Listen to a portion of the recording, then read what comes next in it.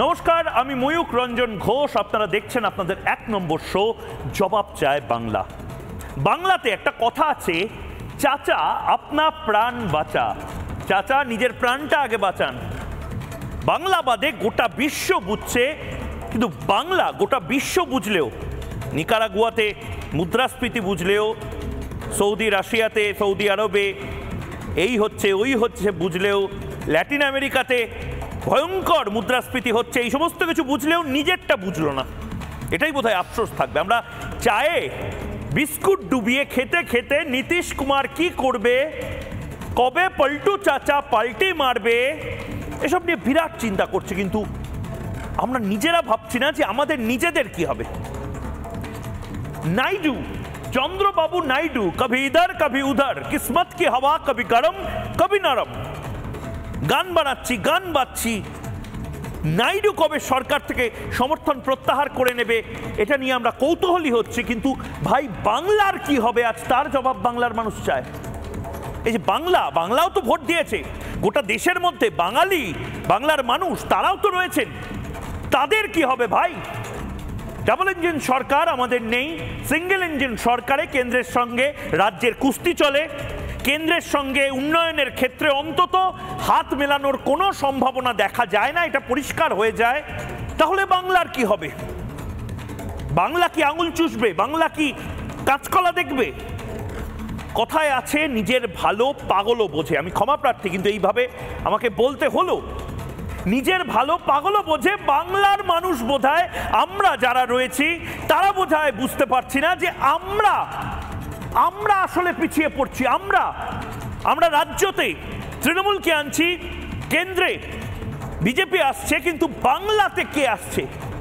বাংলাতে বড় কারখানা আসছে, বাংলাতে বড় রেলের প্রজেক্ট আসছে, বাংলাতে আইআইটি আসছে, বাংলাতে আইআইএম আসছে, বাংলাতে এইমস আসছে, বাংলাতে হাজার হাজার নতুন যে এমপ্লয়মেন্ট অপশনগুলো সারা দেশে তৈরি হচ্ছে সেগুলো আসছে, বাংলাতে রোড ডেভেলপমেন্ট প্রজেক্ট তৈরি হচ্ছে, বাংলাতে হাইওয়ে প্রজেক্ট তৈরি হচ্ছে, বাংলাতে এলিভেটেড রাস্তা তৈরি হচ্ছে, বাংলাতে এয়ারপোর্ট তৈরি হচ্ছে। বাংলা কি পাচ্ছে ভাই? তৃণমূল তো আসছে, বিজেপি তো আসছে, বিজেপি আসছে, তৃণমূল আসছে, সিপিএম ক্ষমতায় বাড়ছে, ভোট শেয়ারে সিপিএম দারুণ ফল করছে। আমাদের কি হবে ভাই? আমরা যারা আম আদমি, আমরা যারা খেটে খাই, আমরা যারা ট্রেনে বাসে যাই, আমার আপনার জেলাতে কতগুলো নতুন বিমানবন্দর হবে, আমার আপনার জেলাতে কতগুলো শিল্প হবে, আমার আপনার জেলাতে কতগুলো কারখানা হবে, আজ তার বাংলার মানুষ জবাব চায়। কেন্দ্র থেকে চায়, রাজ্য থেকে চায়, তৃণমূলের থেকে চায়, বিজেপি থেকে চায়। কারণ এই কেন্দ্র রাজ্য মল্লযুদ্ধে, এই কুস্তিতে আর যাই হোক না কেন, আর কতদিন বাংলা খুঁড়িয়ে খুঁড়িয়ে হাঁটবে, সেই প্রশ্নটা আজ করতে হবে। রাজ্যের শাসকের এই অন্ধ কেন্দ্র বিরোধিতা, তার ফল কেন বাংলার মানুষ ভুগবে? আরে নীতিশ কুমার ইউপিএ থাকলেও কেন্দ্রের সাথে ভালো সম্পর্ক রেখেছে, এনডিএতে থাকলেও কেন্দ্রের সাথে ভালো সম্পর্ক রেখেছে। অন্ধ্রের মানুষ বিরোধী শাসক নির্বিশেষে, বিহারের বিরোধী শাসক নির্বিশেষে প্রত্যেকে বলছে স্পেশাল স্ট্যাটাস দাও। বাংলা কেন পাবে না? কেন কংগ্রেসের এমপি, তৃণমূল কংগ্রেসের এমপি, বিজেপির এমপি তারা একসাথে মিলে এই লড়াইটা করবে না যে ভাই আমরা কিছু বুঝি না, বাংলাতে আইআইটি দাও, আরো আমরা কিছু বুঝি না, আইআইএম দাও, আমরা কিছু বুঝি না, এইমস এর দেখো জমি রেডি করে রেখে দিয়েছি, এইমস এর জমি আছে, এইমস দাও, আমরা কিছু বুঝি না। আমরা বুঝি যে বাংলার উন্নয়ন করতে হবে। ভোটের সময় ভোট আসবে, তৃণমূল জিতবে, ভোটের সময় ভোট আসবে, বিজেপি জিতবে। বাংলাকে জেতাও। দেশে মোদি, রাজ্যে দিদি, রাজ্যে তৃণমূল কংগ্রেস, নীতিশ, চন্দ্রবাবু নাইডু নিয়ে আমরা বেশি মেতে উঠেছি, আমরা বেশি মস্করা করছি, আমরা বেশি ব্যস্ত হয়ে পড়েছি। তারা ব্যস্ত নয়, তারা নিজেদেরটা বুঝতে ব্যস্ত, কিন্তু আমরা কি করছি? সরকারে থাকুন বা বিরোধী আসনে থাকুন, নিজের রাজ্যের জন্য special status, special package, special প্রকল্প সমস্ত কিছু নিয়ে অন্যান্য রাজ্যের যারা বিরোধী এবং যারা শাসক দলের নেতারা রয়েছেন তারা ব্যস্ত হয়ে পড়েছেন। আমরা বাদে আমরা এখনো মারপিট করছি। কেউ মন্ত্রিত্ব চাইছেন, কেউ স্পেশাল প্যাকেজ চাইছেন। বাংলা কি চাইছেন? বাংলার ভাগে কতটা জিতছে? কাঁচকলা। মমতা বন্দ্যোপাধ্যায় কেন এগিয়ে এসে এই হাত সেটা ধরবে না কেন্দ্রের সাথে? মমতা বন্দ্যোপাধ্যায় কেন হাতে হাত মিলিয়ে রাজ্যের মানুষের জন্য দেশের প্রধানমন্ত্রীর কাছে স্পেশাল প্যাকেজ দাবি করবে না? প্রধানমন্ত্রীর কাছে উন্নয়নের স্বপ্নকে সফল করতে মমতা বন্দ্যোপাধ্যায়ও কেন চাইবেন না? প্রধানমন্ত্রী তো বলছেন যে আমি এর আগেও অপশন দিয়েছি, ঢালাও কেন্দ্রের প্রকল্প বাংলায় হোক। এটা কি তার মানে তৃণমূল কংগ্রেস চায় না? আমি কেন বলছি, কয়েকটা ছবি দেখাতে হবে এই মুহূর্তে, এই ছবিগুলো দেখানোটা প্রয়োজন।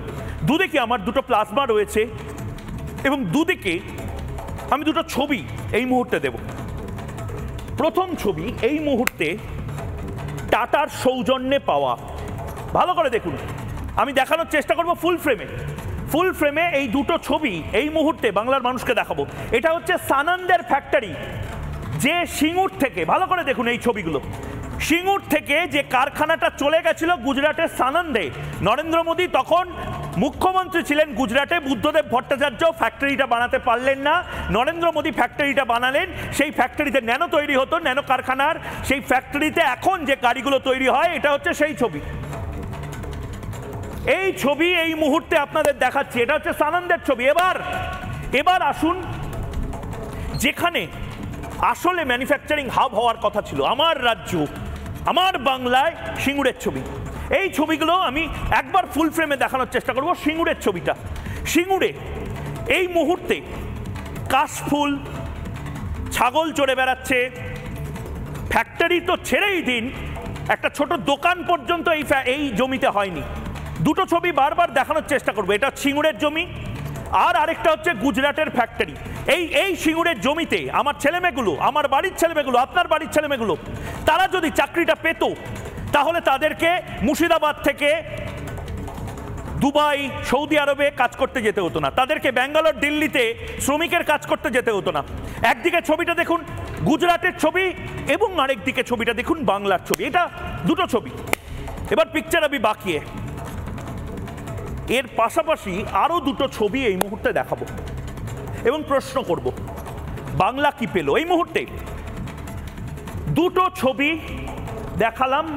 এই দেখুন পেছনে আমার ছাগল চড়ে বেড়াচ্ছে, এটা আসলে সিঙ্গুরের সেই জমিতে ছাগল। এবার আপনাকে দেখাবো আরো দুটো ছবি এবং ভাবুন আমরা কোথায় দাঁড়িয়ে, বাকিরা কোথায়। এবার এই দুটো ছবি দেখাবো, টাটার একদিকের ছবি দেখাচ্ছিলাম এবং একদিকে সিঙ্গুরের ছবি। এবার সেই ছবি বদলে যাবে, অন্য ছবি, এই মুহূর্তে অন্য ছবি দেখাবো। এইটা হলো জামশেদপুরের ডবল ডেকার রোড। আমরা ডবল ডেকার বাস শুনেছি, দোতলা বাস হয় না, কলকাতা একসময় চলতো, সারা দেশে এখন এই ডবল ডেকার রাস্তাও তৈরি হচ্ছে। আর অন্যদিকে ঝাড়গ্রামের ছবি দেখুন, আপনার জেলাতেও এই ছবিগুলো যদি হয়, এই ছবিগুলো দেখুন, এগুলো হচ্ছে আমার জেলার, আমার বাংলার ছবি।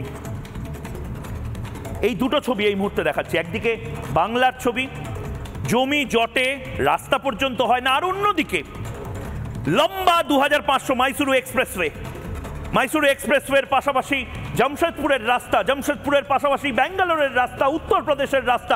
নীতিন গডকারি যে কাজগুলো করছেন, কিন্তু বাংলাতে নীতিন গডকারি কি কাজ করতে চান না? অবশ্যই চান, অবশ্যই চান এই রাস্তা বদলে দিতে। কিন্তু এই রাস্তা আদৌ কি বদলে দিতে চান মমতা বন্দ্যোপাধ্যায়? একটা ফোন কল নীতিন গডকারির সাথে মমতা বন্দ্যোপাধ্যায় বা তার মন্ত্রকের দুজন বড় আধিকারিকের একটা ফোন কল অনেক কিছু বদলে যেতে পারে। আসলে বদলাতে চান কি আমি জানি না। 3 নম্বর ছবি, হয়তো রাস্তা বানাতে চায় না রাজ্য সরকার, আসছে হয়তো, হচ্ছে। এরপরে জামশেদপুর এবং আমার বাংলার রাস্তা দুটোকে 2 উইন্ডো করে এই মুহূর্তে দেখুন, ফুল ফ্রেমে দেখুন, ভালো করে বুঝুন। ফ্যাক্টরি তো এলো না, এয়ারপোর্ট তো হতে পারতো, রাস্তা তো হতে পারতো। এই হচ্ছে সেই ছবি। এবং ঠিক এই জায়গা থেকে আজ বাংলার মানুষকে, ঠিক এই জায়গা থেকে বাংলার মানুষকে আজ প্রশ্ন করছি, আমরা কি এত কম ডিজার্ভ করি বাংলার মানুষ? ঠিক এই জায়গা থেকে আজ প্রশ্ন, যদি সমন্বয়টা, আবারও বলছি, সমন্বয়টাই চাবিকাঠি, তবে সমন্বয়টা হচ্ছে না কেন? বাংলার মানুষ এই মুহূর্তে একটা প্রশ্ন করছে এবং সেই প্রশ্নটা আমার, আপনার, প্রত্যেকের। এই প্রশ্নটা ভালো করে দেখুন, ভালো করে বুঝুন, এর উত্তর আপনিও খুঁজুন। এই মুহূর্তে ময়ূকের প্রশ্ন, যে প্রশ্ন ময়ূক এই মুহূর্তে করছে এবং তারপর বিতর্ক শুরু করবে। এই মুহূর্তে বাংলার মানুষের যে প্রশ্ন, কেন্দ্র রাজ্য দ্বৈরথে ভুগবে বাংলা। কেন্দ্র করছে না, রাজ্য করছে না, কেন্দ্র টাকা দিচ্ছে না, রাজ্য আটকে রেখেছে, কেন্দ্র চুরি করেছে, রাজ্য দিচ্ছে না, কেন্দ্রের বঞ্চনা, রাজ্যের কি অভিশাপ, এই সমস্ত কিছু করে আমার আপনার কি হবে ভাই? আমরা তো চাই ভালো রাস্তা হোক, আমরা তো চাই এয়ারপোর্ট হোক, আমরা তো চাই ন্যানো ফ্যাক্টরি হোক, আমরা তো চাই ন্যানোর পরে ভ্যানো ফ্যাক্টরি হোক, আমরা তো চাই টাটার পরে বিড়লা আসুক, আমরা তো চাই ভালো ভালো প্রজেক্ট আসুক, আমরা তো চাই এইমস আসুক। কেন শুধু কল্যাণীতে এইমস থাকবে? আমার গড়িয়াতে কেন এইমস হবে না? আপনার গড়বেতে তো কেন এইমস হবে না? কেন জঙ্গলমহলের মানুষের জন্য একটা আইআইটি হবে না? কেন সেক্টর 5 এর পরে সেক্টর 6 হবে না এবং সেটা গোটাটাই কেন্দ্রীয় সরকারি প্রকল্পে অফিসে ভরে থাকবে না? এই প্রশ্নগুলো একটাই প্রশ্ন, এরপরে আরেকটা প্রশ্ন আছে। এই প্রশ্নটা আপনাদের সরাসরি জিজ্ঞেস করছি। কেন্দ্র বিরোধিতার ফল ভুগবে বাংলা। বামেদের সময় আমরা শুধু শুনে যেতাম একটাই, তখন অবশ্য গ্রামাফোন ছিল, গ্রামাফোন থেকে ক্যাসেট, ক্যাসেট থেকে সিডি প্লেয়ার, একটাই ক্যাসেট, একটাই টেপ বাজত, কেন্দ্রের বঞ্চনা, কেন্দ্রের বঞ্চনা, কেন্দ্রের বঞ্চনা। সত্যি হয়তো কেন্দ্রের বঞ্চনা ছিল, কিন্তু তারপর তৃণমূল কংগ্রেস এলো। তৃণমূল কংগ্রেস আসার পরেও আমরা দেখলাম কেন্দ্রের টাকা আটকে দেওয়া, টাকা আটকে দেওয়া, এবং তার থেকেও বড় কথা, বাংলায় নাকি কেন্দ্র কোনো সাহায্য করে না। আচ্ছা, এই জায়গাতে আমি প্রশ্ন করেছিলাম, নরেন্দ্র মোদীকে প্রশ্ন করেছিলাম যে সত্যিই কি আপনারা কাজ করতে চান না? নরেন্দ্র মোদীকে জিজ্ঞেস করেছিলাম যে এই যে আপনারা এত কথা বলেন, কিন্তু ডায়মন্ড হারবার, ভাঙড়, মথুরাপুর, সিঙ্গুর, এই সমস্ত জায়গাতে শিল্প আদৌ হবে কোনো দিন? নরেন্দ্র মোদী বা বিজেপি যে কথা বারবার বলেছেন, সে কথাটা আবারও শোনানো প্রয়োজন। তার কারণ প্রধানমন্ত্রী বলছেন আপনারা সিঙ্গেল ইঞ্জিনে কেন হয় না জিজ্ঞেস করছেন, ডবল ইঞ্জিন কেন করি জানেন? তার কারণ সিঙ্গেল ইঞ্জিনেও আমরা বারবার অ্যাডভাইস দিয়েছি, বিজনেস সামিট নিয়ে অ্যাডভাইস দিয়েছেন, উনি কোনো অ্যাডভাইস শোনেন না। কি বলেছিলেন একবার শুনবো, তারপর সরাসরি যাব আজকের বিতর্কে। मोदी जी, बंगाल जहां पे हम खड़े, एक टाइम पे इंडिया का कैपिटल हुआ करता था, हम लोगों का क्या कुछ नहीं था, इंडस्ट्री लेके ट्रेड कल्चर सब कुछ था। अभी हम लोगों का जो ग्लोरी है वो है नहीं।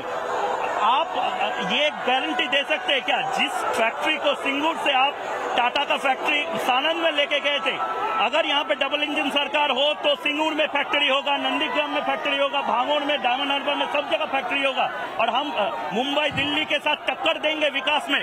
मेरा गुजरात का अनुभव है। गुजरात एक ऐसा राज्य है कि जहां 10 साल में 7 साल अकाल होता है। गुजरात के पास कोई मिनरल्स नहीं है जो बंगाल के पास है। ज्यादा से ज्यादा हमारे पास नमक है और कुछ नहीं है। उसके बावजूद भी हमने धीरे धीरे मेहनत करके उसको एक इंडस्ट्रियल स्टेट बना दिया। बंगाल का तो पूरा हिस्ट्री इंडस्ट्री का है। बंगाल के पास बहुत बड़े प्राकृतिक संसाधन है, लेकिन यहाँ पहले वाम वालों ने लाल झंडे के जुलूस निकाल करके सारी इंडस्ट्री को ताला लगा दिया। लोग भाग भाग करके कहीं और चले गए। अब बाद में सोचा था कि शायद टीएमसी आएगी तो सुधार करेंगी। अब वो इन्वेस्टमेंट समिट कर रही है, लेकिन किसी भी इन्वेस्टर को जो सुरक्षा चाहिए, जो विश्वास चाहिए कि यहाँ की पॉलिसी में स्टेबिलिटी रहेगी, वो जब तक नहीं आता है कौन इंडस्ट्रियलिस्ट आएगा। और इसलिए बंगाल के विकास के लिए, बंगाल के नौजवानों के भविष्य के लिए इस सरकार को हटाना सबसे बड़ी प्रायोरिटी होनी चाहिए। मोदी जी, अगर आप खुद अगर डबल इंजन सरकार हो, you have been one of the expert in bringing business in Gujarat, Bengal के लिए वो क्या करेंगे आप? डबल इंजन मैंने उनको पहले भी एडवाइस दी है कि आपको ये करना चाहिए। और मैं हिंदुस्तान के हर राज्य को क्योंकि हमने G20 अलग अलग राज्यों में क्यों किया, इसीलिए किया कि उन राज्यों का प्रोजेक्शन हो, वे अपने राज्यों को फोकस करें ताकि दुनिया का ध्यान जाए। तो मेरी तरफ से जो भी मदद चाहिए मैं बढ़ चढ़कर मदद देना चाहूंगा। যারা এই মুহূর্তে রয়েছেন আমার সঙ্গে তাদের সাথে সরাসরি আলাপ করিয়ে দেবো। রয়েছেন অনির্বাণ ব্যানার্জি আইনজীবী, রয়েছেন শারদ দত্তবাবু চিকিৎসক, রয়েছেন শতরূপা বিজেপি মুখপাত্র এবং আমাদের সাথে অরিত্র অভিনেতা কিছুক্ষণের মধ্যেই যুক্ত হবেন। আমি প্রত্যেকের কাছে এক এক করে আসবো। আমি একদম নির্দিষ্টভাবে ডাক্তারবাবু আপনার কাছে আসছি। একটা অদ্ভুত একটা চারপাশে একটা টকিং পয়েন্ট আপনি দেখবেন, নীতিশ এই করছে, নীতিশ তো পাল্টি খাবে, নাইডু যে কোনো মুহূর্তে চলে যেতে পারে, নীতিশ কুমারের পাশাপাশি নাইডুও যদি চলে যায় তাহলে কি হবে, আর আচ্ছা উড়িষ্যায় যেভাবে বিজেপি এলো, সমস্ত কিছু হচ্ছে, দেশ দুনিয়া সব নিয়ে আমরা কথা বলছি। আমরা কি পেলাম? তৃণমূল কংগ্রেস এবং বিজেপি, রাজ্য এবং কেন্দ্রে দুটি দল আছে, আমরা কি পেলাম এটা নিয়ে আমরা কেউ চিন্তা করছি না। আমরা কি আরও 5টা এইমস পাবো? আমরা কি নতুন আইআইটি পাবো? আমরা কি এখানে এবার ন্যানো ফ্যাক্টরি পাইনি, অন্য কোনো ভ্যানো ফ্যাক্টরি, ড্যানো ফ্যাক্টরি, কিছু একটা ফ্যাক্টরি পাবো? কোনো এই কথাবার্তার যেন বলার মতন বা এই মোটিভেশনটা করার মতন শাসক দলের কেউ নেই যে বলবে যে না এবার আমরা কেন্দ্রের সাথে সমন্বয় রাখবো। আমরাও তো স্পেশাল স্ট্যাটাস দাবি করতে পারি। কেন এই জায়গাটা হচ্ছে বলুন তো? এর তো আমরা আরও পিছিয়ে পড়ছি। পশ্চিমবঙ্গের ইতিহাস যদি দেখেন ময়ূকবাবু, তাহলে বুঝতে পারবেন যে যা যা উন্নয়ন এখানে ঘটেছিল, একটাই মুখ্যমন্ত্রীর নাম আমরা জানি, সবাই জানি সেই নাম, বিধানচন্দ্র রায়। কেউ ভেবে দেখেছিলেন বিধানচন্দ্র রায় এত ভালো মুখ্যমন্ত্রী ছিলেন? সে তো এই নিয়ে কোনো বিতর্ক হয় না, কিন্তু কি করে এতগুলো উন্নয়নের কাজ একাধারে মাত্র 10 বছরের মধ্যে করে ফেলতে পারলেন? তার কারণ সেই সময় কেন্দ্রে ছিল কংগ্রেস সরকার, সেই সময় পশ্চিমবঙ্গে ছিল কংগ্রেস সরকার। শুধু সরকার এক থাকলেই হবে না, সরকারের দুটি মাথা মানে মুখ্যমন্ত্রী এবং প্রধানমন্ত্রী, এদের মধ্যে একটা সুন্দর রিলেশনশিপ তৈরি করতে পারে। মুখ্যমন্ত্রী বিধানচন্দ্র রায়ের সঙ্গে তখনকার প্রধানমন্ত্রী জওহরলাল নেহরুর প্রায় বন্ধুসুলভ রিলেশনশিপ ছিল। দুজনে একই সঙ্গে স্বাধীনতা সংগ্রামী ছিলেন। তাদের মধ্যে রিলেশনশিপটা এমন ছিল, এখান থেকে যদি ফোন যেত যে দুর্গাপুরে আমি একটা ইন্ডাস্ট্রিয়াল বেল্ট তৈরি করব, প্রধানমন্ত্রী বলতো গো অ্যাহেড। এখান থেকে যদি ফোন যেত যে কল্যাণীতে একটা আমরা স্যাটেলাইট টাউনশিপ করলো, তাহলে কিন্তু মুখ্যমন্ত্রীর সেই কথাতে সঙ্গে সঙ্গে মান্যতা দিতেন প্রধানমন্ত্রী। আমাদের দুর্ভাগ্য যে তার পরবর্তী ক্ষেত্রে পশ্চিমবঙ্গের যে রাজনৈতিক প্রেক্ষাপট এবং আঙিনা তৈরি হয়েছে, সবসময় আমরা কিন্তু দ্বিমাতৃসুলভ আচরণই দেখেছি। এখানে কমিউনিস্ট সরকার তৈরি হলো, বাম সরকার, তখন দিল্লিতে, যদিও আজকে তারা বন্ধু, আমার সেটাই অবাক লাগে। এই বন্ধুত্বটা যদি সেই দিন আমরা দেখতে পেতাম, কত বাঙালির সুবিধাই না হতো। আজকে আমরা দেখছি যে পশ্চিমবঙ্গে যে বন্ধুত্বটা রয়েছে সেটা কেরালে গিয়ে সেটা কুস্তি হয়ে যাচ্ছে, এখানে দোস্তি হচ্ছে। এখানে বাম এবং কংগ্রেস আজকে এক। যদি বিগত 30 বছরে যখন বুদ্ধবাবু জ্যোতিবাবু আমাদের এখানে মুখ্যমন্ত্রী ছিলেন, তখন এই বন্ধুত্ব থাকলে বাঙালি লাভবান হতো। কিন্তু এখনো বাঙালি সংক্ষিপ্ত সময় লাভবান হয়েছে, সংক্ষিপ্ত সময় লাভবান হয়েছে, এখনো কুস্তি হোক। আমার পয়েন্ট হচ্ছে আমরা কতটা পেলাম, আমরা নিজেদের জন্য কতটা শুষে নিতে পারলাম। সংক্ষিপ্ত সময়ে বাংলা লাভবান হয়েছে যখন আমাদের আজকের মুখ্যমন্ত্রী একসময় রেলমন্ত্রী ছিলেন অটল বিহারী বাজপেয়ী সরকারে, এবং একের পর এক রেল উন্নয়ন কিন্তু পশ্চিমবঙ্গের মাটিতেই ঘটেছে। এমনকি এই মেট্রো রেলটাও তখনই কিন্তু উদ্ভাবনা হয়েছে। আমরা বাঙালি হিসেবে কি চাই? আমরা বাঙালি হিসেবে চাই পশ্চিমবঙ্গের উন্নয়ন। দুঃখের এটা যে 2011-তে যিনি মুখ্যমন্ত্রী এলেন, তিনি বললেন যে শিল্প আসবে এখানে।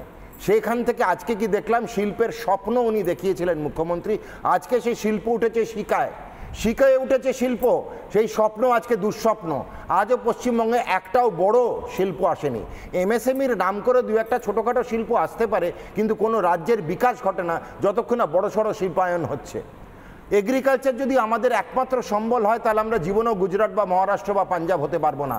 আজকে জীবনেও কিন্তু তামিলনাড়ু হতে পারবো না। একের পর এক নতুন কারখানা, আইফোন থেকে আরম্ভ করে টেসলা গাড়ি, তারা কিন্তু পশ্চিমবঙ্গের দিকে কোনোদিন ফিরেও তাকাচ্ছি না। কারণ কি? এখানে রাজনৈতিক আবহাওয়া যদিও স্টেবল আছে, কিন্তু এখানে কাজ করার যে আবহাওয়া সেটা কিন্তু আনস্টেবল। এখানে সবসময় ধমকি, কাটমানি, সিন্ডিকেটের রাজনীতি চলছে, একের পর এক সিন্ডিকেটবাজি চলছে। আজকে টেসলা ভয় পাবে যে তার 22 লাখ সেখানেও দিতে হবে। আমি আপনাকে একটু থামাচ্ছি, আমি অনির্বাণ এবং শতরূপার কাছেও যাব। টেসলা অনেক বড় ব্যাপার, এটা বেসিক ফেসিলিটি, এইমস এর মতন একটা হাসপাতাল। প্রধানমন্ত্রী এখানে এসে ঠিক কি বলে গেছিলেন শুনুন এইমস নিয়ে। 6টা এইমস क्या काम कर रही है, इसका उदाहरण पश्चिम बंगाल का पहला एम्स है। मोदी ने पश्चिम बंगाल को पहला एम्स देने की गारंटी दी थी, और मोदी की गारंटी मतलब गारंटी पूरा होने की गारंटी। लगभग 1000 बेड्स का ये आधुनिक अस्पताल बहुत सारी सुविधाएं लेकर आया है, रोजगार के अवसर लेकर आया है। लेकिन पश्चिम बंगाल सरकार को कल्याणी एम्स के बन जाने से उसको दिक्कत है, उसको परेशानी है। वो कह रही है इसकी परमिशन क्यों नहीं ली। पूरे पश्चिम बंगाल में टीएमसी के तोलाबाजों को, भूमाफिया को, लूट की, गुंडागर्दी की खुली परमिशन, लेकिन इतने बड़े अस्पताल को लेकर टीएमसी सरकार पर्यावरण से जुड़ी परमिशन का अड़ंगा लगा रही है। कमीशन ना मिले तो टीएमसी सरकार हर तरह की परमिशन रोक देती है। पहले कमीशन, फिर परमिशन।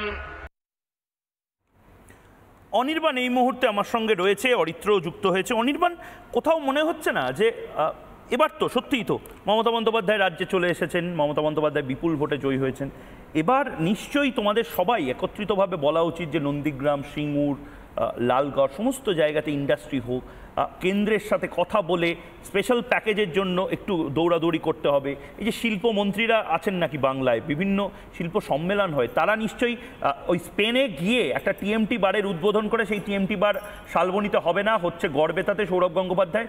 এবার সৌরভ গঙ্গোপাধ্যায়দের একটু পাঠানো উচিত নর্থ ব্লক বা সাউথ ব্লকে, যাতে মেটেরিয়ালিস্টিক কিছু একটা বেসিক আসে। এবার মনে হচ্ছে না? আর কতদিন এই লক্ষ্মীশ্রী দিচ্ছে না, লক্ষ্মীশ্রীর টাকা আটকে রেখেছে, এর টাকা আটকে রেখেছে, এইসব বলে চালাবে। খবর ইন্টারাপ্ট করবে। আমি ইন্ডাস্ট্রি নিয়ে যদি কথা শুনি পুরোটা বলতে দেবো, কিন্তু তুমি যদি এখন বলে দাও যে মঙ্গল গ্রহে মানুষ থাকে না কিন্তু তৃণমূল কংগ্রেসের সেখানে উন্নয়নটা তুমি দেখতে পাচ্ছ না ময়ূর, তাহলে তো আমাকে ইন্টারাপ্ট করতে হবেই। বলো। বলি এবার প্রথম কথা, নরেন্দ্র মোদীর ভাষণ শোনাচ্ছিলে, একটু বলে রাখা ভালো, উনি বিজেপির যে কেন্দ্রে এই সব বলতে গেছিলেন দুটো বাদ দিয়ে সবকটা হেরেছেন। আর দ্বিতীয়ত ডাক্তারবাবুর যে বক্তব্যটা আমি মন দিয়ে শুনছিলাম, ওনার বক্তব্যের মধ্যে যুক্তির কিছু গ্লেয়ারিং ফাঁক রয়েছে, গ্যাপস রয়েছে, যেটা বোধহয় ডাক্তারবাবু সার্জারি করেও ঢাকা দিতে পারবেন না। প্রথমটাই হচ্ছে বিধানচন্দ্র রায় এবং জওহরলাল নেহরু বন্ধু ছিলেন কি ছিলেন না সেটাই মেটেরিয়াল, কারণ রাজনীতি বা প্রশাসনিক ক্ষেত্রে দুজন বন্ধু থাকলে তবে ভালো কাজ হবে, নালে হবে না। এই যুক্তিটা বোধহয় গ্রহণযোগ্য নয়, এক। দ্বিতীয়ত ওই বিধানচন্দ্র রায় দারুণ কাজ করেছিলেন, নিয়ে আমার কোনো সন্দেহ নেই, কিন্তু ওনার আমলেই সেই ঘটনাটা ঘটেছিল যে কারণে বাংলা এতটা পিছিয়ে গেছে, যার নাম মাসুল সমীকরণ নীতি। সেই সময় যদি বিধান রায় এটা আটকাতে পারতেন ডাক্তারবাবু, যে দলই বাংলার ক্ষমতায় পরবর্তীকালে আসুক বা না আসুক, বাংলার আর্থিকভাবে এই হালটা হতো না। বাংলা থেকে তুলে নিয়ে যাওয়া রাজস্বের কতটা অংশ পশ্চিম ভারতে পাঠিয়ে দেওয়া হতো সেই সময় থেকেই এই মাসুল সমীকরণ নীতির কারণে, সেটা আপনি আমার থেকে অনেক বেশি জানেন। এখন কি অবস্থা বলতে দাও আমাকে। এখনকার কথাটা বলো না। মাসুল সমীকরণ নীতি, ত্রিস্তর পঞ্চায়েত ব্যবস্থা বামেদের ভয়ঙ্করভাবে খারাপ। বাবরি মসজিদ ভাঙার কারণ হিসেবে 500 বছর পুরনো ঘটনা বললে ক্ষতি নেই, আর আমি বিধান রায়ের আমলের কথা বললে ক্ষতি আছে না। তুমি দেখেছো তো, তুমি চলে গেলে আবার হচ্ছে বাবরিতে, তুমি পয়েন্টে আসো। বিধান রায়ের কথাটা তো আমি তুলি। মজার ব্যাপারটা হচ্ছে সেখানকার মানুষও, অযোধ্যার মানুষও বুঝেছে যে যোগী আদিত্যনাথের এই মুহূর্তে, যোগী আদিত্যনাথকে ট্রেন করেছিল বিজেপির হয়ে ঢাক বাজাতে, দেখো হারিয়ে দিয়েছে। আমি বলবো বেটার না যাওয়াই ভালো, এর থেকে বিজেপির ভালো চাই। কিন্তু তৃণমূল সব বিজেপি খারাপ, বিজেপি খারাপ, রিপাবলিক খারাপ, ময়ূর খারাপ, অরিত্র খারাপ, ফেলুদা খারাপ, ব্যাকসিট খারাপ, হিজিবিজবিজ খারাপ, তৃণমূল ভালো। তৃণমূল কংগ্রেস বলুক কি করবে। তৃণমূল কংগ্রেসের রোডম্যাপটা কি? তৃণমূল কংগ্রেসের রোডম্যাপটা কি? আগামী 100 দিনের রোডম্যাপটা তৃণমূল কংগ্রেসের কি করবে? ডাবল ইঞ্জিনের প্রশ্ন বলি, রোডম্যাপটা বলো। ডবল ইঞ্জিন, সিঙ্গেল ইঞ্জিন, এই ইঞ্জিন, আসল ন্যানোর ইঞ্জিনটা পর্যন্ত তোমরা ঢাকি পয়সাও বিসর্জন দিয়ে দিলে, পয়েন্টে বলো না। আর টাটারও প্রচার করছো, শেয়ার মার্কেট লস খেয়ে যাবো। এবার এইখানে প্রশ্নটা হচ্ছে যে ডবল ইঞ্জিনের যে তত্ত্ব আমরা একটু আগে নরেন্দ্র মোদীর মুখেও শুনছিলাম, তুমিও প্রচুর প্রশংসা করো, আজকে উত্তরপ্রদেশ সেটা তো ডবল ইঞ্জিনের সরকার চলছে, সেখানে প্রায় 8 বছর 9 বছর হতে চললো যোগী আদিত্যনাথ তার সরকার চালাচ্ছেন। সেই উত্তরপ্রদেশে কি অভূতপূর্ব উন্নতি হয়েছে তার প্রমাণ সেখানকার মানুষ তো ভোটে দিয়ে দিয়েছে। আমি স্ট্যাটিস্টিক্সে যাচ্ছি না, অনেকটা গুলিয়ে উড়িষ্যায় কদিন আগে বলে দিচ্ছি, উড়িষ্যায় কদিন আগে তোমরা এগুলো ডবল ইঞ্জিনের এক্সাম্পল দিলাম। উন্নয়ন মানে ভোট সমীকরণ নয়, কিন্তু আমি সেখানেই আসছি। রাজনীতি আলাদা। নিশ্চয়ই স্ট্যাটিস্টিক্সে গেলে ডাক্তারবাবু যেটা বলছিলেন যে কংগ্রেস 2 জায়গায় ছিল, সেই কারণে মহারাষ্ট্র বা গুজরাট ইত্যাদি অনেক এগিয়ে গিয়েছিল, বাংলা তখন এগিয়ে ছিল, পরে পিছিয়ে ছিল। তাহলে ডাক্তারবাবু কোন যুক্তিতে বিহার, সেখানেও তো দীর্ঘদিন 2 জায়গাতেই কংগ্রেস ছিল, বিহার আজও দেশের সবচেয়ে পিছিয়ে থাকা রাজ্যগুলির একটা, অর্থাৎ 2 জায়গাতেই একই দলে সরকার থাকলেই দারুণ উন্নতি হবে, না হলে হবে না, এই যুক্তিটি এই কারণেই গ্রহণযোগ্য নয়। তার একটা উদাহরণ হতে পারে তামিলনাড়ু, সেটার কথা আপনি নিজেও বোধহয় বলছিলেন। তামিলনাড়ুতে 2 জায়গাতেই একই দলের সরকার, এটা খুব কম সময় থেকেছে, দীর্ঘ সময় বরং অ্যান্টি কংগ্রেস অ্যান্টি বিজেপি একটা দ্রাবিড়িয়ান 2টি দলের সরকার চলেছে, তারা কিন্তু তাদের মতো করে এগিয়ে গেছে, যার ফলে পশ্চিমবাংলা বলুন অন্য কোনো রাজ্য বলুন তার নির্দিষ্ট আসছি, তার নির্দিষ্ট প্রত্যেকটি রাজ্যের ক্ষেত্রে নির্দিষ্ট ইউনিক প্ল্যান থাকা দরকার। আপনি যদি আমাকে জিজ্ঞাসা করেন মাসুল সমীকরণ নীতির যে ড্যামেজ সেটাকে রিভার্স করার কোনো উপায় যদি আজকের দিনে রাজনৈতিক দলগুলো বের করতে পারেন, সেটা হতে পারে রাজ্যের জন্য যে প্যাকেজের কথা মহিক বলছিলেন, যে মাসুল সমীকরণ নীতির ফলে যত টাকার ক্ষতি আমরা স্বীকার করেছি, ইন্টারেস্ট সুদ সহ সেটা ইউনিয়ন সরকার আমাদের ফেরত দিয়ে দিই, এরকম দাবি যদি তোলা হয়, আমি জানতে চাই বিজেপির তরফ থেকে আপনারা সমর্থন করবেন। বেশ আমি শতরূপার কাছে ডিরেক্টলি যাবো ডাক্তারবাবু, তারপরে আমি আপনার কাছে এবং অরিত্রর কাছে আসছি। শতরূপা, খুব নির্দিষ্টভাবে আমরা বাংলার মানুষ, সাধারণ মানুষ, আমি আবারও বলছি, তৃণমূল কংগ্রেস ক্ষমতায় এসেছে, বিজেপি ক্ষমতায় এসেছে, সব ঠিক আছে, কেউ এমপি হবে, কেউ এমএলএ হবে, কেউ ভবিষ্যতের নেতা হবে, সব ঠিক আছে, সাধারণ মানুষ কি পাবে? ময়ূক, প্রথমত তোমাকে অসংখ্য ধন্যবাদ। অনেক দিন পর একটা একদম সদর্থক আলোচনায় আমরা নেমেছি, যে সত্যি সত্যি at the end of Lok Sabha. Anirban please, তোমার সময় আমি একটা কথা বলি, প্লিজ ফালতু কথা বন্ধ করো। তোমাকে অসংখ্য ধন্যবাদ। এখানে তো ওরা আঁতকে ওঠে, অলরেডি বিড়বিড় করছে, জয় শ্রীরামের নাম শুনে ওরা আঁতকে ওঠে। আমি জয় জগন্নাথ দিয়ে শুরু করছি, যেহেতু উড়িষ্যার কথা 2 বার উঠলো। উড়িষ্যার আমি কে কটার লোকসভা বিধানসভা নিয়ে আমি ঢুকছি না, কিন্তু এতদিন ধরে নবীন পটনায়ক আমাদের বিরোধী সরকার ছিলেন, কিন্তু তুমি বারবার দেখেছো সে কোভিডের সময় প্রধানমন্ত্রী ফোন করে অক্সিজেন ট্যাঙ্কার পাঠানো থেকে আরম্ভ করে রিসেন্টলি টুইট করেছেন নবীন Patnaik congratulating the honourable prime minister, হেরে যাবার পরেও। এইটাই হচ্ছে ব্যাপার। আজকে আমাদের মুখ্যমন্ত্রী প্রধানমন্ত্রীর সোয়ারিং ইনে গেলেন না, বরঞ্চ উনি এমপিদের ডেকে পাঠিয়ে কি করে পার্লামেন্টে অপোজ করবে সেইটা নিয়ে উনি অ্যাডভাইস দিদি। আমি একবার সাগরিকা ঘোষ আর রাজ্যসভার এমপি তৃণমূল কংগ্রেসের, তিনি দাবি করেছিলেন যে মমতা বন্দ্যোপাধ্যায় নাকি প্রধানমন্ত্রীর এই শপথ গ্রহণ অনুষ্ঠানের সময় সমস্ত লাইট বন্ধ করে তিনি বসেছিলেন। উনি কি করেছিলেন আমি ব্যক্তিগত লেভেলে যাচ্ছি না, উনি কখন আলো জ্বালাচ্ছেন কখন আলো নেবাচ্ছেন, দ্যাট ইজ হার প্রবলেম। কিন্তু এখানে তুমি যে বারবার প্রশ্নটা করছো যে পশ্চিমবঙ্গের মানুষ কি পাবে, পশ্চিমবঙ্গের মানুষ কিন্তু যে তিমিরে ছিলেন সেই তিমিরে রয়ে যাবেন। তার কারণ মাননীয় মুখ্যমন্ত্রী, আমি মাননীয়া বলতে বাধ্য হচ্ছি, বেশি দিন বলবো কিনা আমি জানি না, মুখ্যমন্ত্রী একেবারে মানে অ্যাগ্রেসিভলি কোনো কেন্দ্রীয় যোজনা এখানে লাগাতে দেবে না। প্রধানমন্ত্রী পর্যন্ত তোমাকে বলেছে, একটা এইমস কল্যাণীতে বসেছে কি বসেনি, উনি একেবারে চিৎকার চেঁচামেচি শুরু করে দিলেন। যেদিন সোয়ারিং ইন হয়েছে সেদিন মাননীয় লিডার অফ অপোজিশন কলকাতায় ল্যান্ড করে ইন্টারভিউতে, তোমার চ্যানেলও নিশ্চয়ই ছিল, উনি পরিষ্কার বলেছেন যে উনি অনুরোধ করবেন রাজ্য সরকারকে যেন বিভিন্ন কেন্দ্রীয় যোজনার জন্য নাম না পাল্টিয়ে সেগুলোকে অ্যালাউ করা হয়, সেটার জন্য যেন জমি দেওয়া হয়, ইন্টারন্যাশনাল বর্ডার ফেন্স লাগবে সেগুলোর জন্য যেন জমি দেওয়া হয়। তোমার মনে থাকবে তোমাদেরই শো স্বর্ণালীজ করেছিল, ইন্টারভিউ করেছিল সুভাষ সরকারের লোকসভার মধ্যে, একটা prime minister super speciality hospital তৈরি করা হয়ে গেছে এবং সেটা কমপ্লিটলি টু ওয়েস্ট। অতগুলো ওটি, ডক্টর শরৎদাস মুখোপাধ্যায় আছেন, উনি আরো বেটার বলতে পারবেন, ওরকম সুপার স্পেশালিটি হসপিটাল পশ্চিমবঙ্গে আর একটাও নেই, সেইটা পর্যন্ত হতে দিল না। উনি স্বপ্ন দেখছেন, মুখ্যমন্ত্রী স্বপ্ন দেখছেন কবে এই কেন্দ্রীয় সরকার পড়বে। উনি কিন্তু পয়েন্টটা হচ্ছে সদরপতি, পয়েন্টটা একটাই, আমি সব মানলাম, আমি সব কাটাছেড়া করলাম, আমি সব বুঝতে পারলাম। আপনি যেগুলো বলছেন সেগুলো এক্সরে এমআরআই, ডাক্তারবাবু বসে আছে, এক্সরে এমআরআই সবকিছুতে এগুলো বেরোচ্ছে। ডাক্তারবাবু আমি রোগের চিকিৎসাটা চাইছি, আমি বুঝতে পারছি এত টেস্ট করিয়ে আমাদের বাংলার রোগটা কি। অনির্বাণকে একটা পরিসংখ্যান দিই, অনির্বাণ এতক্ষণ বললো না উত্তরপ্রদেশের কথা, পরিসংখ্যানটা তুলে এসেছি, হচ্ছে ministry of finance, highest GDP Indian states 2023-2024 recent data, contribution to Indian GDP and the highest GDP state-wise list. Number 1, Maharashtra 15.7%, number 2 Uttar Pradesh 9.2%, ব্র্যাকেটে লেখা আছে রিসেন্ট সার্জ সারপাসিং তামিলনাড়ুকে ক্রস করলো। 3 নম্বর তামিলনাড়ু 9.1%, 4 নম্বর গুজরাট 9.0%, 5 নম্বর কর্ণাটক 8.7%, 7 নম্বর রাজস্থান 8.3%, 9 নম্বর কর্ণাটক 6.2%, বাংলা কোথায় 8 নম্বর অন্ধ্রপ্রদেশ, 9 নম্বর মধ্যপ্রদেশ, 10 নম্বরে পশ্চিমবঙ্গ 4.2%। এটা 2023-24-এর পরিসংখ্যান দেখিয়ে দিচ্ছে। আরেকটা জিনিস, অনির্বাণ যে কথাগুলো বলছে তামিলনাড়ুকে ক্রস করে যাচ্ছে 2023-24 বারবার ক্লেম করে ওনারা নাকি ম্যাক্সিমাম জিডিপি। শরৎদাদা সেটা আপনি বলুন, জিডিপির ফুল ফর্মটা একবার দেখে নেন, উত্তরটা দিন। আমি প্রত্যেককে থামাচ্ছি, কারণ অরিত্র বলেনি, অরিত্র এসেছে দেরিতে।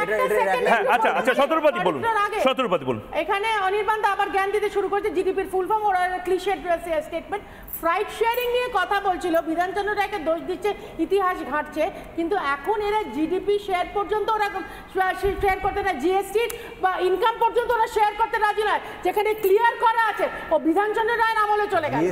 সরি আমি এটা তুললাম। বেশ আমি অরিত্রর কাছে যাব, তোমার মতন জ্ঞান আমার নেই, যা আছে তাই নিয়ে সামাল দাও। আচ্ছা কেউ রেগে যাবেন না প্লিজ। বেশ অরিত্র তুমি নিজেও সোশ্যাল মিডিয়াতে যথেষ্ট পপুলার। আরেকজন মৃন্ময় বলে জবাব চায় বাংলার জন্য নির্দিষ্টভাবে আমাকে এই ক্লিপটা অনুরোধ করেছে মৃন্ময় চালানোর জন্য, সিনে বাপ নামে পরিচিত। মৃন্ময় এর আগে যে রিলটা বানিয়েছিল সেই রিলটা বিপুলভাবে শেয়ার হয়েছে, প্রচুর মানুষ দেখেছে। জবাব চায় বাংলাতেও গোটা বাংলার মানুষকে একটা বার্তা দিতে চায় মৃন্ময় নিজের স্টাইলে। আমি প্রথমে মৃন্ময়ের ওই ছোট্ট ক্লিপটা শোনাবো এবং তারপর অরিত্রর কাছে যাবো। একবার শুনে নি মৃন্ময়, সিনেবাপ কি বলছে। যারা এবার সাংসদ হলো তারা কি কি পাবে জানেন? মাসিক 70,000 টাকা বেতন, 49,000 টাকা কনস্টিটিউশনাল অ্যালাউন্স, 54,000 টাকা অফিস এক্সপেন্স অ্যালাউন্স, তাছাড়া সেক্রেটারি ফার্নিচার, সংসদে উপস্থিত থাকলে পার ডে 2,000 টাকা, 34 বার বিনামূল্যে ফ্লাইট ভ্রমণ সঙ্গী সহ, এছাড়া ফ্রিতে বাংলো, জল, টেলিফোন, মেডিকেল। আর তুই চাম্পাহাটির চিন্টু সেই নেতার জেতার আনন্দে পাশের পাড়ায় গিয়ে দুটো লোকের বাড়ি ভেঙে এলি, ট্যাটু পার্লারে গিয়ে কপালে খোদাই করে লেখা। অরিত্র আমরা কি পাচ্ছি? নেতারা এমপি হচ্ছে, এমএলএ হওয়ার স্বপ্ন দেখছে, কেউ প্রধানমন্ত্রী, কেউ মুখ্যমন্ত্রী হচ্ছেন। আমি তুমি কি পাচ্ছি? আর আদৌ পাবো কি বাংলার মানুষ? আমরা নেতা পাচ্ছি, এটা কম পাওয়া হলো না। দেখুন এবার মমতা ব্যানার্জিকে পেয়েছি। দু রকমের স্ট্যাটিস্টিক্স দিয়ে দেখলে দু রকমের পার্সপেক্টিভ পাওয়া যাবে। প্রথম কথা হচ্ছে, যদি আপনি নীতি আয়োগের স্ট্যাটিস্টিক্স দিয়ে দেখেন তাহলে অনির্বাণদার পাল্লা ভারী হবে। তার কারণ কথা ঠিকই যে গুজরাটের ইকোনমিক ইনইকুয়ালিটি অনেক বেশি, বাংলার ইকোনমিক ইনইকুয়ালিটি তুলনামূলক কম। এবার ঘটনাটা হচ্ছে, আপনি বলবেন যে তাহলে বাংলার সবাই গরিব।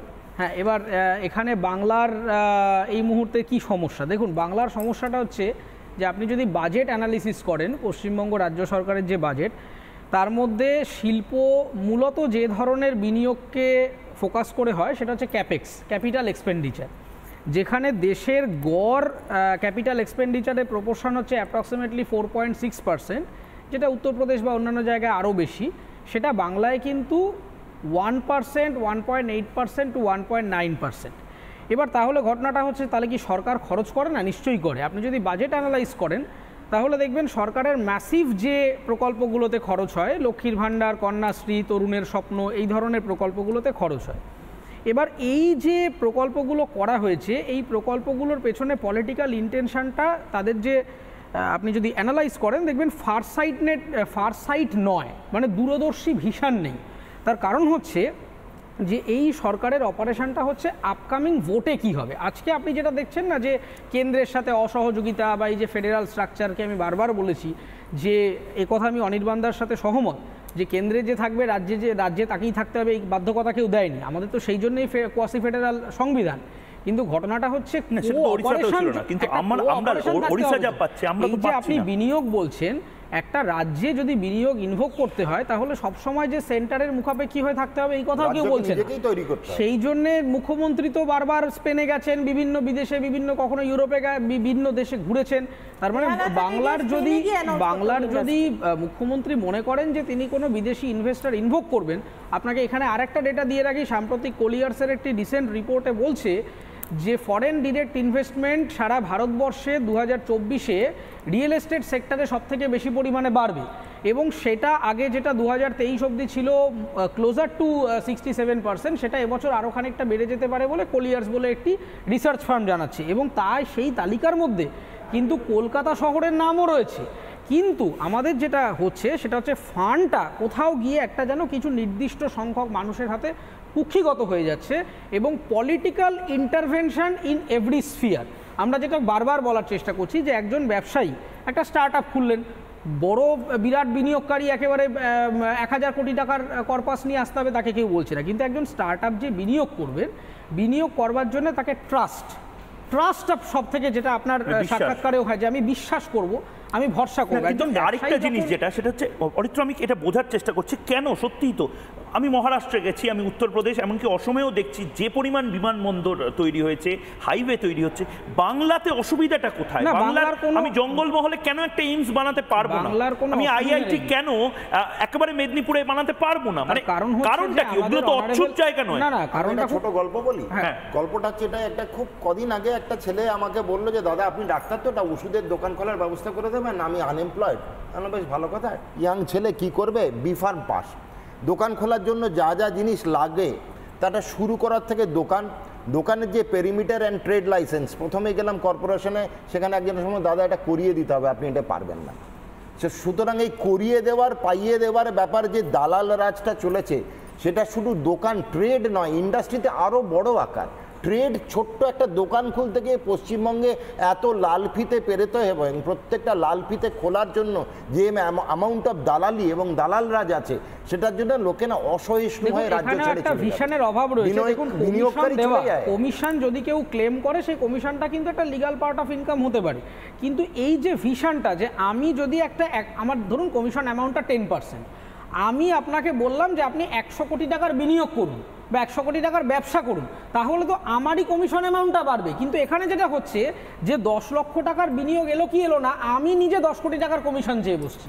তো দ্যাটস ওয়াই আমার ইনভেস্টেড অ্যামাউন্টের থেকে কমিশন বা কাটমানির অ্যামাউন্টটা যখনই বেড়ে যাচ্ছে, আমার অপারেশনাল কস্ট থাকছে না। এবং আপনি যেটা হাইলাইট করছিলেন যে কেন হচ্ছে না, তার কারণটা একটাই, সেটা হচ্ছে মুখ্যমন্ত্রী এবং এই যে রাজ্য সরকার যে অপারেশন পদ্ধতির মাধ্যম দিয়ে তারা সেটাকে পলিটিক্যাল টুল হিসেবে ব্যবহার করতে চাইছে। কারণ হচ্ছে তাদের ভিশনটা ইনফ্রাস্ট্রাকচারের উন্নতি বা বিজনেস নয়, রাদার দ্যান 2026-এর ভোটটা কিভাবে, সেটা তো ঠিক নয়। আমি ঠিক সেই জায়গাতে শতরূপাদি আপনার কাছে আসবো। দেখুন শতরূপাদি, আপনি এবং অনির্বাণ দুজনেই মারপিট করতে থাকবেন, আপনিও বাংলার, অনির্বাণও বাংলার, মমতা বন্দ্যোপাধ্যায়ও মারপিট করবেন, হয়তো রাজনৈতিকভাবে যেভাবে তরজাগুলো চলবে সেই জায়গাগুলো চলতে থাকবে, কিন্তু লাভের লাভ বাংলার কি হবে আমি তো সেটাই বুঝতে পারছি না। গোটা দেশে যত বিজেপি তৃণমূল যেই থাকুক না কেন, সবাই কিন্তু নিজের রাজ্যের লাভটা বুঝে নিচ্ছে, আমরা বাদে বোধহয়। ময়ূক, আমি একটা খুব ঠান্ডা মাথায় একটা কথা বলতে চাই, প্রোভাইডেড আমাকে ওখান থেকে ইন্টারাপ্ট না করা হয়। এই যে লক্ষ্মীর ভাণ্ডার নিয়ে এত হই হই রই রই, ন্যাচারালি লক্ষ্মীর ভাণ্ডার একটা বিশাল ফ্যাক্টর, কিন্তু লক্ষ্মীর ভাণ্ডারটা ইজ অ্যান অনুদান, এবং এইটা কিছুতেই আমাদেরই আমি বলবো ব্যর্থতা। আমরা পশ্চিমবঙ্গের মহিলাদের বুঝিয়ে উঠতে পারিনি যে এটা একটা অনুদান, এটা একটা উনি ছুঁড়ে দিচ্ছেন, তার কারণ উনার না আছে ল অ্যান্ড অর্ডার, না আছে এখানে পিস, না আছে এই পুরুষ মানুষদের জন্য কোনো ইনকাম, না আছে কোনো ন্যাচারালি কোনো ইন্ডাস্ট্রি নেই, কোনো এন্টারপ্রেনারশিপ নেই এখানে। বেসিক মানে তুমি চিন্তা করো, আমি যদি সন্দেশখালি শুধু যদি সন্দেশখালির কথা নাও বলি, বহু জায়গায় মেয়েরা রাত্রির জেগে নিজেদের বাড়িঘরকে প্রোটেকশন দিতে হচ্ছে, করছে, তার বদলে তারা কি পাচ্ছে? 500 টাকা ছুঁড়ে, 1500 টাকা ছুঁড়ে। এই তো লক্ষ্মীর ভান্ডার দিয়ে দিচ্ছি, পুলিশ এসে তোমাদের বাড়িতে রেপ করে যাবে, that is not a problem. আমার গুন্ডারা এসে তোমাদের বাড়িতে রেপ করে যাবে, that is also not a problem. মুখ্যমন্ত্রী উল্টো পাল্টা ইনসেনসিটিভ কমেন্টস করবেন মহিলাদের রেপের ওপর, that is also not a problem. তার কারণ মাসের শেষে মুখ্যমন্ত্রী 500 টাকা 1500 টাকা দিচ্ছে। এই মেন্টালিটি নিয়ে পশ্চিমবঙ্গের উন্নতি মুখ্যমন্ত্রী কি করে করবে? আজকে যেটা আমি তো বলছি যে ডেফিনেটলি একটা মেয়ের গরিব মানুষ, তার 500 টাকা 1500 টাকা ইজ এ হিউজ অ্যামাউন্ট। কেন? তার কারণ তার ফ্যামিলিতে আর কোনো ইনকাম নেই, তার পুরুষ মানুষ দেশের রাজ্যের বাইরে, অন্য রাজ্যে বেটার ইনকাম পসিবিলিটিস, তার বেসিক সেফটিটুকু নেই। মুখ্যমন্ত্রী বলছে চুল্লু মদ খাও, অমুক করো তমুক করো, পুরুষ মানুষদের অন্যদিকে করে দিচ্ছে, মেরে শেষ করে দিচ্ছে। তো সেইখানে বেসিক পিসফুল ইনফ্রাস্ট্রাকচার যদি মুখ্যমন্ত্রী না দিতে পারে, কোথা থেকে আমরা একটা লক্ষ্য থেকে সরে যাচ্ছি। আমাদের এখানে শিল্পায়ন নিয়ে আলোচনা করছি। আমার মনে হয় না আমাদের উপলক্ষটা কি, না উপলক্ষটা কি, পশ্চিমবঙ্গের জনগণ কি চায়, ভাত চায় না ভাতা চায়, এটা হচ্ছে আমাদের উপলক্ষ। আমাদের মাথায় রাখতে হবে, আমার যদি পেটের ভাতের জন্য আমি ইন্ডাস্ট্রি, কোনো শিক্ষা প্রতিষ্ঠান বা কোনো কর্মসংযোগ করে দিতে পারি, কর্মসংস্থান করে দিতে পারি, তাহলে ভাতার দরকার হয় না। ভাতা বা অনুদান বা ভিক্ষে কাকে দিতে হয়? তার নিজের কর্মসংস্থান নেই। সুতরাং আমি যদি মনে করি কোনো ম্যাচিওর্ড রাজনীতি যদি কেউ করার প্রচেষ্টা করে থাকে, নেই, সেখানে কিন্তু ভাতার সংস্থান করবেন না, ভান্ডারের সংস্থান করবেন না, ভিক্ষের সংস্থান। আমার একটা প্রশ্ন, সেটা হচ্ছে যে এই যে প্রশ্নগুলো থেকে যাবে, কিন্তু বাংলার মানুষের আলটিমেটলি তাদের ভাড়ারে কি থাকবে? অনেক কিছু থাকবে, শোনো থাকবে কি, সেটাই তো জানতে চাইছি। বলছি তোমরা কি কোঅপারেট করবে বিজেপির সাথে? আমি কখনো অনির্বাণ লক্ষ্মী ভান্ডার খারাপ বলছি না, লক্ষ্মী ভান্ডার থাকুক, সঙ্গে ভাতের ব্যবস্থা করুন। ভান্ডার আর ভাড়ারটাকে কিন্তু তৈরি করতে হবে। 80 কোটি মানুষকে বিনামূল্যে রেশন দেওয়া, এটা কি? আমি তো সব সময় বলছি, বারবার বলছি, যে কোনো সরকার দল নির্বিশেষে, আমি বারবার বলি এটা দল নির্বিশেষে কর্মসংস্থান খারাপ হয়। অনির্বাণ, সৌগত রায় কেন গেছিল ভিক্ষে চাইতে? প্রধানমন্ত্রী যখন বন্ধ করে দিচ্ছিলেন তখন তো একেবারে চিঠি লিখে হাতে পায়ে ধরে, না বন্ধ করবেন না, ফ্রি রেশন বন্ধ করবেন না, পশ্চিমবঙ্গের ক্ষমতা নেই। তোমার এমপি করেছিল, সৌগত রায় করেছিল, সৌগত রায় চিঠি লিখেছিল। কারণটা বলছো কেন ফ্রি রেশন দেওয়া হচ্ছে? ভুলে যাচ্ছেন, ওই রেশনটা চুরি করতে হবে তো, এটা ভুলে জ্যোতিপ্রিয় মল্লিকের আর রেশনটা দরকার ছিল। আমি একবার ছোট করে বিনামূল্যে রেশন না দিয়ে তাহলে কর্মসংস্থানের কথা আপনাদের সরকারকে বলুন। মোহন ভাগবত যেমন বলেছেন,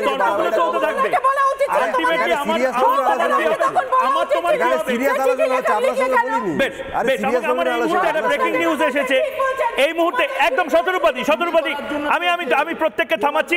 এই মুহূর্তে একটি ব্রেকিং নিউজ এসেছে এবং এটিও সমানভাবে গুরুত্বপূর্ণ খবর। নিচে নিট পরীক্ষায় যে বেনিয়ম অনিয়মের অভিযোগ, সুপ্রিম কোর্টে আরেকটা নতুন মামলা দায়ের হলো। সুপ্রিম কোর্টে নতুন মামলা দায়ের, পরীক্ষা প্রক্রিয়া ও ফল নিয়ে প্রশ্ন।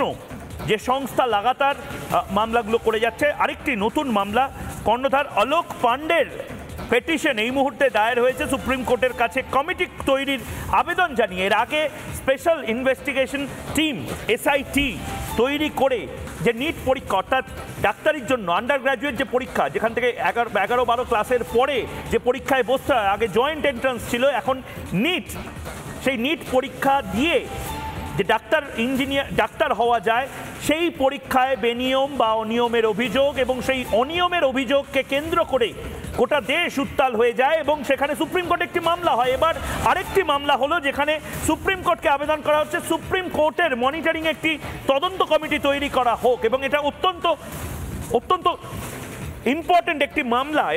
আমি যেহেতু ডাক্তারবাবু রয়েছেন, শারদবাবু, এটাও কিন্তু ইকুয়ালি খুব গুরুত্বপূর্ণ একটি মামলা একদম, এবং এটা নিয়েও কথা বলা উচিত। এই বেনিয়মগুলো, আপনার প্রতিক্রিয়া? নিট পরীক্ষায় যে বেনিয়মের কথা বলা হচ্ছে, তাই নিয়ে যে সুপ্রিম কোর্টে আজকে একটা পিটিশন তোলা হয়েছে, এর নিয়ে সর্বস্তরের, সর্বরাজ্যে, সর্বত্র কিন্তু একটা ইনভেস্টিগেশন করা খুব জরুরি। আমাদের যারা ডাক্তারি সংস্থানরা রয়েছে তারা এই নিয়ে প্রচণ্ড চিন্তিত। উই আর লুকিং ফরওয়ার্ড যে কত তাড়াতাড়ি একটা সেন্ট্রাল ইনভেস্টিগেশন টিম দিয়ে নিটের যে পরীক্ষা হয়েছে, সেই নিটের পরীক্ষায় কোনো রকম গণ্ডগোল আছে কিনা দেখা উচিত। এবং তাতে যদি কেউ কোথাও দেখা না দোষী পাওয়া যায়, দোষী সাব্যস্ত করা উচিত। দরকার হলে নিট পরীক্ষার জন্য সুপ্রিম কোর্ট যে আদেশ দেবে সেই আদেশ মেনে আমরা বলবো কোর্ট মনিটর্ড কোনো ইনভেস্টিগেশন করলে ভালো হয়। একদম অরিত্র এর পাশাপাশি কিন্তু সিবিআই তদন্ত দাবি করা হচ্ছে, এটাও কিন্তু বড় ডাক্তারির পরীক্ষায় যদি এই ধরনের কোনো দুর্নীতির কোনো ধরনের হিন্ট পাওয়া যায় সেটাও কিন্তু খুব গুরুত্বপূর্ণ। অ্যাবসলিউটলি গুরুত্বপূর্ণ। সুপ্রিম কোর্টের প্রধান বিচারপতি বাংলার এসএসসি মামলায় যে অ্যাডজেক্টিভ ব্যবহার করেছিলেন যে সিস্টেমিক ফ্রড, আমি সেই অ্যাডজেক্টিভটাই এখানে গুরুত্বপূর্ণ বলে মনে করছি। তার কারণ এখানে প্রাতিষ্ঠানিক দুর্নীতি হয়েছে, বিভিন্ন শিক্ষা প্রতিষ্ঠান পরোক্ষভাবে পিছনে জড়িত হয়ে রয়েছে তাদের ছাত্রছাত্রীদের প্রমোট করার জন্য। ফলে জুডিশিয়াল ইন্টারফারেন্সের আগেও যেটা দেখা উচিত যে বারবার এই বিভিন্ন ইনস্টিটিউটের সাথে পলিটিশিয়ানদের একটা যোগসাজশ হওয়ার জন্য, যেটা আমরা বাংলাতেও ফেস করলাম এসএসসির ক্ষেত্রে, এই পলিটিশিয়ান এবং এক্সিকিউটিভ এরা দুজনে মিলে যাচ্ছে এবং সাধারণ মানুষ আলটিমেটলি তাদের জীবন যাচ্ছে। সেইখান থেকে আমাদেরকে কিভাবে বেরিয়ে আসতে হয় সেটা এবং এটা নিয়ে কথা বলা হবে এবং প্রত্যেকটা ব্রেকিং নিউজ রিপাবলিক বাংলায় আমরা লাগাতার দেখিয়ে যাব। কিন্তু এই মুহূর্তে বাংলার মানুষকে জিজ্ঞেস করেছিলাম তৃণমূলের জন্যই উন্নয়নে বেলাইন বাংলা, যারা এই মুহূর্তে টিভিতে দেখছেন এবং তার পাশাপাশি যারা সোশ্যাল মিডিয়ায় ময়ূককে দেখছেন, জবাব চায় বাংলা দেখছেন, তাদের এই প্রশ্ন করেছিলাম। প্রশ্নের উত্তরগুলো একবার দেখে নিই, কে কি বলছেন এই মুহূর্তে। ফেসবুকে কত শতাংশ মানুষ বলছেন? 85% মানুষ বলছেন তৃণমূলের জন্যই উন্নয়নে বেলাইন বাংলা। তৃণমূল যদি আরেকটু কেন্দ্র রাজ্য সমন্বয়টা করতে পারে তবে হয়তো আজ বাংলা, ওড়িশা বা অসমের মতন প্রচুর প্রকল্প পেতে পারে। ইউটিউবে এই মুহূর্তে, ফেসবুকে 85%, ইউটিউবে এই মুহূর্তে দেখেনি কত শতাংশ মানুষ। ইউটিউবে এই মুহূর্তে 89% মানুষ বলছেন হ্যাঁ তৃণমূলের কারণেই, তৃণমূল রাজনীতি করতে চায় হয়তো, সে কারণে তৃণমূল সলভ করতে চায় না, সলভার হতে চায় না। 11% না বলছেন। এক্স হ্যান্ডেলে এই মুহূর্তে 88% মানুষ এক্স বা টুইটার হ্যান্ডেলে এই মুহূর্তে বলছেন যে তৃণমূল কংগ্রেস আসলে চাই না যে উন্নয়নটা অন্য রাজ্যের মতন হোক, সুতরাং আমরা বরাবর ওই মুম্বাই দিল্লির থেকে একটু নিচে থেকে যাব। একসময় আমরা উপরে ছিলাম। 88% এবং 12% বলছেন না। এই আলোচনা, এই বিতর্ক, এই ঝগড়া ঝাঁটি, এই উত্তপ্ত বিতর্ক, এই সমস্ত কিছু চলবে, কিন্তু প্রশ্ন একটাই থেকে যাবে আমার। আমি প্রতিদিন জবাব চাই বাংলা করতে আসবো, কিন্তু একটা খুঁতখুত থেকে যাবে। সারা দেশের সব রাজ্যের সবাই হয়তো অনেক কিছু পেল, বাংলা কি পেল? আপাতত এই বিতর্ক এখানেই শেষ করছি, এই প্রশ্নটা রেখে একটা ছোট্ট বিরতির পর ফিরে আসছে ময়ূক, সঙ্গে থাকুন।